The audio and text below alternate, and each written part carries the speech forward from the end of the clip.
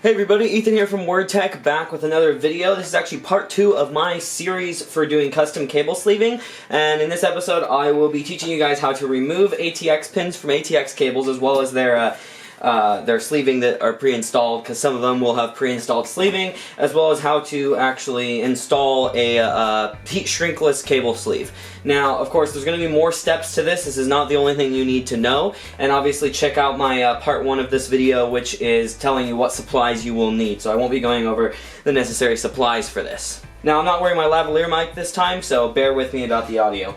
So the first thing you want to do, if you have ones that are already sleeved, cables that are already sleeved, is you have to get the heat shrink off of the end here, and after you get this little bit of heat shrink off here, right there, then you can proceed to cut the actual sleeving off. Now, the flesh cutters work pretty great for removing the sleeving here, the heat shrink, sorry, not the sleeving. Just be careful not to actually stick it into the sleeve and potentially cut your cables open. And some of these will also have zip ties inside them. Right up in here, there's a zip tie inside the heat shrink that you'll have to cut through as well. Again, just be really careful, A, not to stab yourself like I almost just did, and just also be really careful not to cut your cables, because that's not good. You don't want to go inside the sleeving and accidentally cut your cable open. Alright, so I finally got both of those removed here, and then the next step is to use your scissors to just cut the sleeving off. So the sleeving won't obviously slide off at the end because it's too small for the end piece, so you just have to cut through it. Now, it will slide some if you are pushing on it. Also be careful not to cut your cables once again, and be careful not to cut your fingers once again. Now, sometimes you can get it to kind of bunch up so that you can get quite a bit of it all at once with the scissors. This is where the scissors come in handy over the flesh cutters. Alright, and those will make a bit of a mess, so be prepared for there to be lots of little particles and stuff like that. But now I've got the cable sleeving removed from the cable that covers all of the, all of the cables together, and now we'll go ahead and remove an ATX pin. So this bit here, down inside these connectors here, and I know that's hard to see on my camera, but I have a set focus. I can't just show you guys this super close, but I'll kind of give you a little bit of an image there. Just inside here, you have these little tiny pins that stick out. So you take your ATX pin remover that I talked about in the previous video, and you put it on the sides of the pins, but you need to make sure it is actually on the sides of the pin and not going inside the pin directly, because if it goes inside the pin, then you're gonna mess with stuff inside the pin, as well as you're not gonna be able to take the pin out here. Now, another thing that I would say you want to do before you do this is actually make a chart on exactly how the cables are laid out and what cables go where. Now, I'm only removing one from this set because I have more cables over here that I'll be showing you the actual sleeving with, so I haven't written the diagram for this yet. I've written the diagram here for my 24-pin cable, but you want to make sure that you are noting any ones that are a different gauge, or that maybe have 2 wires going into 1 pin, which is a common thing for efficiency on power supplies. So you want to diagram all that, as well as where each pin goes in case any of them cross over, because it's really important, obviously, to make sure that everything's lined up correctly. Otherwise, you might break components, damage your power supply, start a fire, burn up the cables, etc. So you got to make sure you get that right. So write your diagram before you start removing pins. Again, I haven't written one for this, but I'm only going to pull 1 pin here for you. So then you want to get it on either side of that pin, again, not inside. This is where the pin remover comes into play, and you need to make sure you have a solid quality pin remover, not like the cheap one that I talked about in the previous video that broke, because it also wouldn't go on the sides. It would only go in the middle of the pin and wouldn't get it out. So you're going to push it in until it's in all the way. It shouldn't be too hard to push in if it's a good quality one. And then you just grab the pin here and you pull. And boom.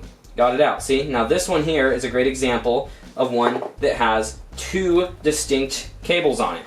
Now, to do the sleeving for the 2 distinct cables can be somewhat challenging, and I will be actually talking about that in a separate video, split cables and stuff. Now this one here, obviously, was just the +2 cable for the 6+2 pin. So this one could be taken out entirely if you didn't need it and you were just going to sleeve these. You could potentially leave it just like that and it would function just fine. You just don't have this pin hooked up. But again, I'll be making a separate video on how exactly you sleeve split cables like this, because that requires soldering and a bunch of other techniques that I can't cover in one video because it's going to take a significant amount of time. So I'm just showing you the first step in sleeving your own cable, just to sleeve an individual cable. Now, again, the pin should come out fairly easily, and there's these little tiny flaps on the sides of the pin here that you're actually pushing down when you put the pin removal tool in there. And when you do so, you want to make sure that after you take it out, they're not pushed in too far, because if they are, you're going to have to bend them back out so that when you put them back in here, they clip in and don't come out. But it's really important that you do that very gently, because they're extremely thin metal and you can easily bend that too far or potentially break it off, and then you've got to replace the pin, and that can ruin your day, especially if you're planning not to replace any pins. Now, I'll be talking about replacing pins in another video as well. Just keep that in mind. But anyway, that's how you remove it. So I wanted to go over that for you guys. Not too complicated, honestly. It's just a matter of getting a quality pin remover. If you don't have a quality one, it's going to be a lot more challenging for you to do it. I would recommend this one. I'm going to link this specific product down in the description. My previous video, I linked everything that I use here, but this in specific, because I want you guys to make sure that you are indeed using this one, or one that is of similar design, not some of the cheap knockoff ones. This is a quality one. Now I'm just grabbing one of my random cables here that I already have taken apart, and I've already checked to make sure that the pins aren't broken and or bent, so I don't have to replace them. Now, to do the cable sleeving, the way I do it, and this is maybe not actually the best way, and I'll tell you why in just a moment, but I just put the cable sleeving up just past where it needs to be mounted to, which is actually just past this little ring that wraps around the entire wire, including the sheath on the wire.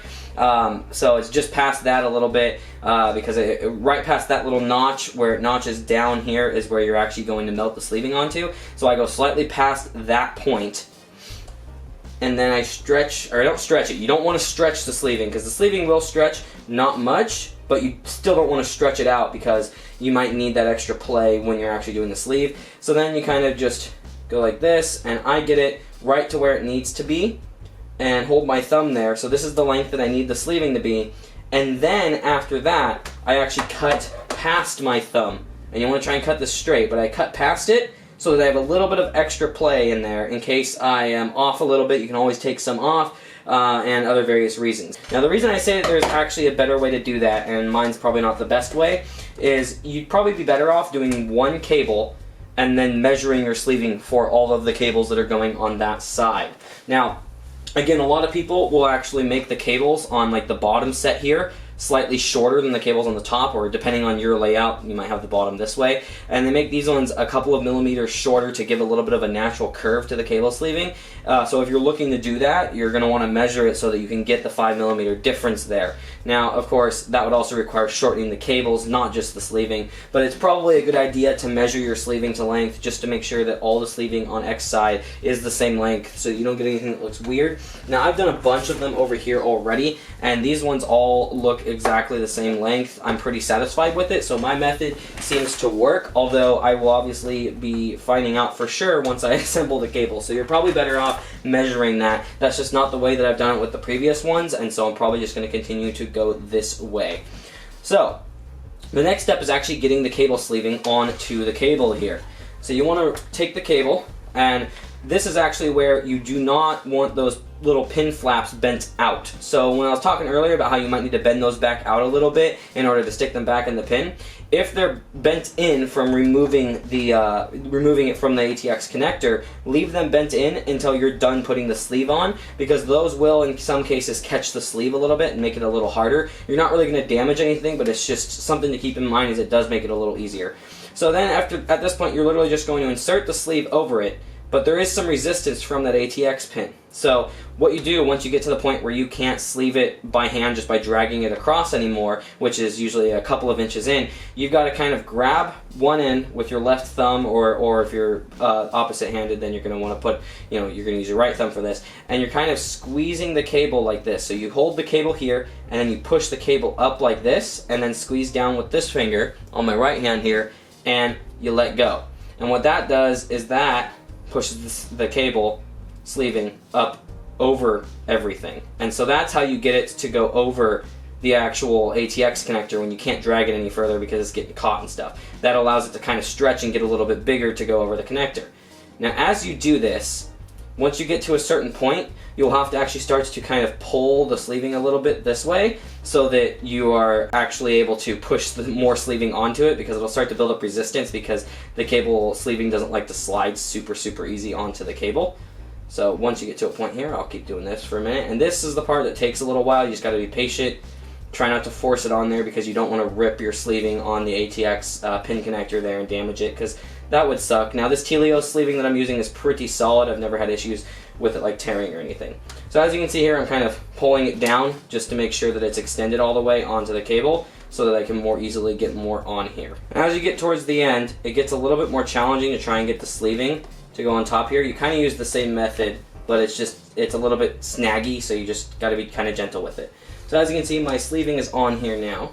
Now another tip is you want the sleeving, so as you can see, the pin is just barely sticking out here, versus this one actually has wire sticking out, so it's way sticking out here. And so what you need to do in this situation is kind of fan the sleeve back and forth until you get it to about the same amount on either side, so that you are able to melt it down onto the actual metal part of the connector. Alright, so now for the fun part here. So this is where you actually get to start to make the sleeve do what you need it to do in terms of actually mounting onto the cable. So what you're going to need is a lighter, which I already talked about in my previous video, and some heat shrink, which I've got back here. Now I recommend buying extra heat shrink just in case, but usually a like 8-foot section is good enough. So you're going to want to cut a fairly small section off. I usually don't do too much.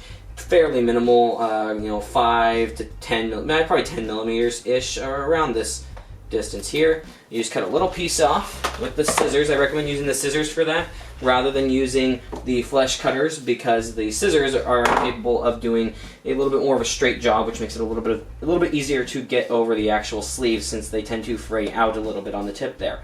So you're just going to want to slide it right on here, and you kind of got to make it the sleeving or the heat shrink go up and over the sleeving, which again can be hard to do because it is frayed. But once you get it up and over, having a little trouble with that here. So like I said, this is one of the more annoying parts because you got to do it a lot. But once you get it down, it's not too horrible. But you just got to be patient with it until you get it on enough to slide it over and then kind of fan these bits back here. All right. So you want the heat shrink to be slid up right on the tips of the actual sleeving. So not quite covering them, but really close to covering them. And you want to kind of hold it there, and you want to make sure that your sleeving is where you actually want to melt it down onto, which is going to be just behind these two little pins that stick up on the top of the ATX pin. So once you get it where you need, kind of hold it there with your left finger or your right if you're right-handed, or left-handed I mean. But yeah, then you take your lighter here and you get the flame going. And you have to actually shrink that spot on the heat shrink first. It's kind of what you want to do. It will smoke a little bit. And you want to use the blue part of the flame pretty much as you can, especially for the melting portion. And then you get it up really close, and you actually want to keep it there for enough time to melt that little bit of sleeving. Once the sleeving's been melted, give it the second to cool down. Do not burn yourself here, but you're probably going to a little bit anyway. And then you got to give it some squeezing down to try and make it so the melted cable forms to the shape you need it to. Now, that is how you melt that down, and once you're done, you use the flesh cutters to cut off the heat shrink and see if you did a good enough job. And if it's not good enough, you might have to use a little bit more heat shrink and redo it. If it is good enough, then it'll stay on. Now, another thing to keep in mind is if you're using bright colored sleeving, you tend to leave a little bit of the heat shrink on there. Now, normally it's just on the tip here, which is a part that's actually going to be covered primarily by the ATX connector that you're putting it in. But just something to keep in mind if you're using lighter color stuff, try not to squeeze too much on the back area when the heat shrink's really hot, because you could leave little black marks on it. So as you can see here, it actually melted the end of the sleeving there, and then we pushed it down so it's actually kind of more of a solid rather than a sleeve, and it's melted on here. Now you want to give it a little bit of a tug. Don't pull on it as hard as you can, because you can split that apart and make it go back again, and then you have to redo it. But you just want to give it a little slide to make sure it doesn't slide off fairly easily. And that right there is a solid heat shrinkless sleeve. Now you want to kind of stretch this, not stretch it, but just fan it out enough to make sure that it's the right length for doing the other side. And you repeat those exact steps on the other side. Now, do not be surprised if it's going to take you more than a few tries to do this. It's not an extremely easy thing to do, especially the first few times. Actually getting the melting right and getting it hot enough to melt the sleeving without burning the sleeving and burning the heat shrink can be a challenge. Now, if you burn it, it's not like it's going to catch on fire or anything, but you know, it's going to make it look kind of ugly, and you don't want to do that because the whole point of this is aesthetics. So just something to keep in mind there is you probably want to make sure that you do a few of them and check them really closely to make sure you did a good enough job on it the first time so that you can learn how long you really need to hold the heat down on it for the next times that you do it. So that, my friends, is basically everything you need to know about sleeving a cable when you're just sleeving an individual cable. Again, keep in mind, I have other parts of the series coming for doing other more challenging aspects of this, and that is, you know, important to just wait for the next videos to come out and pay attention to that. But generally speaking, if you're making extensions, this is the way to go because you're not going to be dealing with any split cables and stuff. Of course, with extensions, though, you've got to do your own crimping, or if you do your custom length cables, you've got to do your own crimping for the ATX connectors here onto the actual wire. And that's going to come in a separate video because there are some that I'm going to need to crimp because I'm making them shorter, so you're going to need other tools and stuff for that. And I'll also have another video coming talking about how you solder two wires together. Thank you everybody for watching. Obviously don't forget to like and subscribe, and check out all the links in the description. I've got some of the tools linked down there, in particular this ATX pin remover right here, which you will need for this, and just some other links to our various social media, our Patreon page if you're interested in giving a monthly contribution. And thank you everybody for watching, and I'll see you all in the next one.